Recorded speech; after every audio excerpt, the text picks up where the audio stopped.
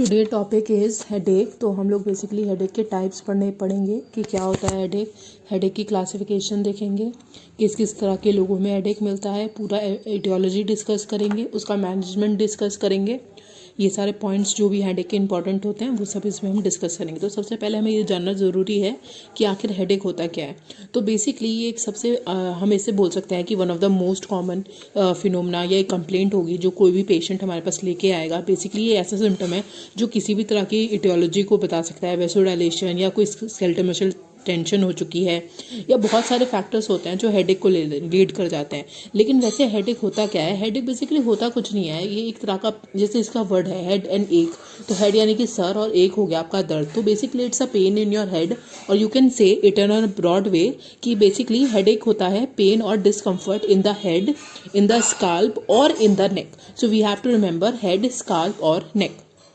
अब बात आती है कि हेडेक की टाइप्स क्या क्या होती हैं। तो देखो यार, एक तो होता है टेंशन टाइप हेडेक, जो बेसिकली जैसे नाम से पता चल रहा है कि जो किसी भी तरह की टेंशन आई हुई है उसकी वजह से जनरेट हुआ है। दूसरा होता है माइग्रेन हेडेक, जो यूजुअली हम लोग देखते हैं कि वुमेन्स में बहुत ज़्यादा मिलता है या बहुत सुनने में मिलता है, लोग बोलते हैं कि यार मुझे माइग्रेन का दर्द हो रहा है। तीसरा होता है क्लस्टर हेडेक, और चौथा होता है कुछ और तरह के हेडेक।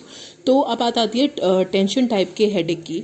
तो हमें हमेशा याद रखना है कि ये एक ऐसा हेडेक होता है जो हर इंसान इससे परेशान रहता है या इसकी कंप्लेंट रही होती है उसे लाइफ में, चाहे वो बच्चा हो, चाहे वो बूढ़ा हो, चाहे वो जवान हो। तो टेंशन टाइप का हेडेक सबसे कॉमन टाइप होता है हेडेक का। बेसिकली इसमें बायलेटरल लोकेशन होती है इसकी। इसके भी कई तरह के टाइप हमने भी देखे, ठीक है। अब बात आती है कि ये जनरेट कैसे होता है। तो बेसिकली यार ये सस्टेन्ड पेनफुल कंट्रैक्शन होती है मसल्स की, जो कि स्काल्प और नेक को कॉन्स्टिट्यूट करती है। इसकी क्लिनिकल मैनिफेस्टेशन देखें तो नोजिया वॉमिटिंग नहीं होता, लेकिन फोटोफोबिया हो सकता है, या फिर आपको फोनोफोबिया हो सकता है, which is sensitivity to sound develop हो सकती है, ठीक है। इसके अलावा इसके लिए हम लोग कुछ डायग्नोस्टिक टेस्ट करते हैं। बेसिकली कोई भी हेडेक कंप्लेंट आती है तो हम उसके लिए डायग्नोस्टिक टेस्ट में उसकी हिस्ट्री लेंगे, ठीक है, उसकी फिजिकल एग्जामिनेशन पे जाएंगे। तीसरा मोस्ट इंपॉर्टेंट पॉइंट आता है इलेक्ट्रोमायोग्राफी।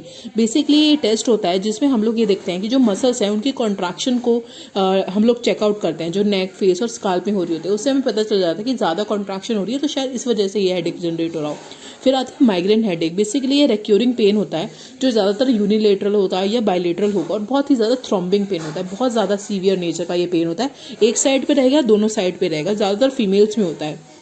इसके अलावा हम ये देखते हैं कि ये एसोसिएटेड होता है किसी नर्वस कंडीशंस के साथ साथ। ऐसा नहीं होता कि सिर्फ फिजियोलॉजी इन्वॉल्व है, किसी तरह की पैथोलॉजी भी इन्वॉल्व होगी। अब एटियोलॉजी की बात करें तो कहती है वेस्कुलर थ्योरी, जो इसको समझाती है कि भैया वैसो कॉन्स्ट्रिक्शन होता है, जिसके बाद वैसो डायलेशन है, जिसकी वजह से जो ब्लड फ्लो का चेंज होता है ना, उसकी वजह से हेडेक जनरेट हो जाता है। दूसरी थ्योरी कहती है कि जो पेन है वो बेसिकली किसी तरह की मसल टेंशन की वजह से जनरेट हुआ है।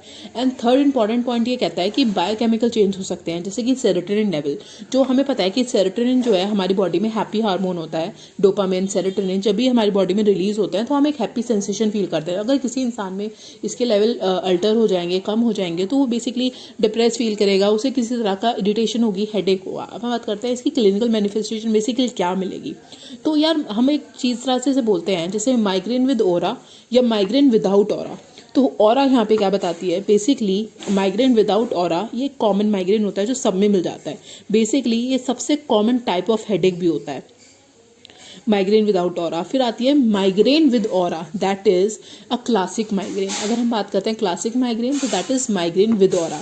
तो ये बेसिकली इस तरह का माइग्रेन 10% ऑफ द केसेस में हमें मिल जाता है। ऑरा होता है बेसिकली कोई भी ऐसी फीलिंग कि हमें लगे कि अभी शुरू होने वाला है, ठीक है, यह सेंसेशन हो जाना कि अभी ये चीज़ जो है शुरू होने वाली है। इसके अलावा कुछ विजुअल फील्ड इफेक्ट्स भी जनरेट हो जाते हैं माइग्रेन में, जैसे डिप्लोपिया डेवलप हो गया, फोटोफोबिया डेवलप हो गया, फोनोफोबिया डेवलप हो गया, टिंगलिंग और बर्निंग सेंसेशन होगी, पैरास्थीसिया हो गया। कुछ मोटर डिसफंक्शन भी इन्वॉल्व होते हैं, जैसे पर्सन को वीकनेस फील होगी, पैरालिसिस फील होगा किसी बॉडी पार्ट का, डिजीनेस फील होगी, कन्फ्यूजन फील होगा, या फिर ऐसा भी होता है कि पर्सन जो है वो अपनी कॉन्शियसनेस खो देता है या बेहोश हो जाता है।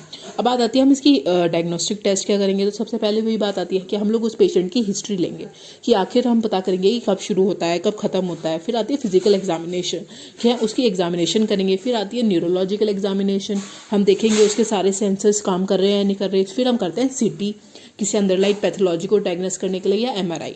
अब बात आती है क्लस्टर हेडेक की। तो देखो क्लस्टर हेडेक में क्या होता है कि यहाँ पे जो वीक्स और मंथ से ये हो सकता है, 6 महीने से ज़्यादा भी हो सकता है।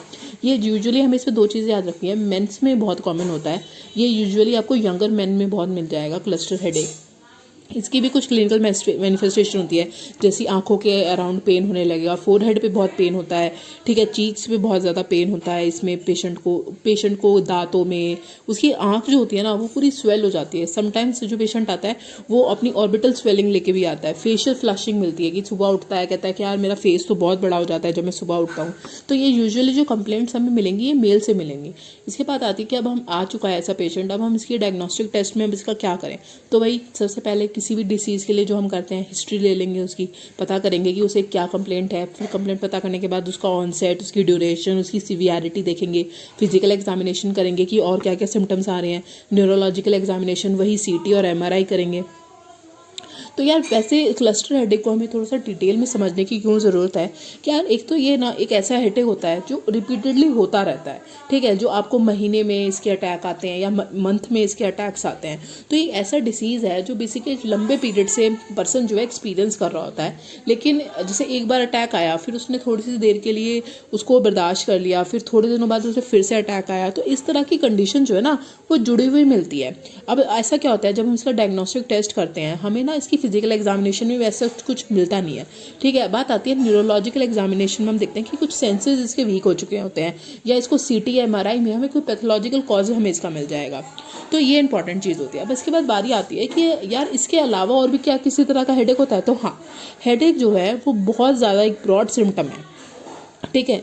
ये बहुत सारी बीमारियों की वजह से हो सकता है, कोई सबएरेक्नोइड हैमेज की वजह से हो सकता है, ब्रेन ट्यूमर की वजह से हो सकता है, ट्राइजिमाइनल न्यूरेल्जिया हो गया है किसी को, या किसी को सिस्टमेटिक डिसीज जैसे हाइपरटेंशन में भी कई बार क्या होता है आपको हेडेक एक्सपीरियंस होता है। अब बात आती है मैनेज कैसे करोगे यार। तो सबसे पहले हम कहते हैं कि प्रिवेंशन कर लो। क्या प्रिवेंशन कर लो कि भाई अगर आपको माइग्रेन होता है, आपके डेली यूजेस में माइग्रेन होता है, तो आपको याद रखना पड़ेगा या आपको ट्राई करना पड़ेगा पेशेंट को कि वो उन ट्रिगर्स को याद रखे कि जिसकी वजह से उसका माइग्रेन ट्रिगर हो जाता है। किसी तरह का एजेंट हो सकता है वो ट्रिगरिंग एजेंट इसमें। इसके बाद आती है कि यार इसके अलावा इसकी ऐसी कौन सी मेडिसिन हैं जो हम उसे बोलेंगे। तो देखो 2 बीटा ब्लॉकिंग एजेंट जैसे प्रोप्रानोल, मेटाप्रोपिनोल, ये बहुत अच्छे रहते हैं इसके केस में। या फिर होता है कैल्शियम एंटागोनिस्ट, वेरापिमिल, एचसीएल हम देते ही देते हैं। इसके बाद जो क्लस्टर हेडेक जैसे अभी हमने बात करी थी, तो हमें पता चला था कि यार जो क्लस्टर हेडेक था ना वो यूजुअली एक साइड होता है, ठीक है। पेशेंट को कंप्लेंट होती है कि यार मेरे एक साइड में बहुत तेज़ दर्द होने लगता है, थ्रॉम्बिंग पेन होता है, अटैक्स आते हैं मुझे उसके, ठीक है। और इतना ज़्यादा होता है ना ये कि एक इंसान को एक ही दिन के अंदर